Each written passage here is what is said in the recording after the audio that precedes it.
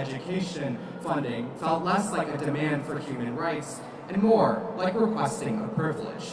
With adults holding these positions and continuing to be stubborn with their policies, there's no change to be seen. So, now, students are stepping up, and as the next generation expected to take over the seats that you're currently in, we deserve to be heard.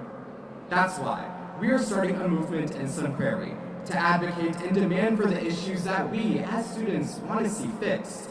If any youth across the state feel motivated in being a part of this movement, please reach out to the Wisconsin Public Education Network to get connected with us. I'm here today advocating for those students.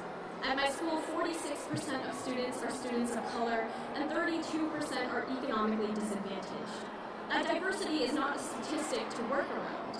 It is the reason our community works, and it is something that I am proud of. From the dozens of bills that have been put forward to target and harm students from marginalized backgrounds, it's clear that the systems that fund our schools often treat that diversity as a burden instead of a strength.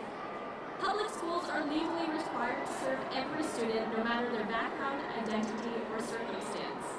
When public schools work the way they are meant to, students are not separated by income or ability. They learn together, grow together, and prepare for the real world together. Public schools unite us, but too often our lawmakers fail to reflect that same commitment. And over the last many years, many of you have been fighting back against decades of underfunding, against a broken, unfair, unconscionable, unconstitutional funding system that's complacent with a status quo that sells kids short.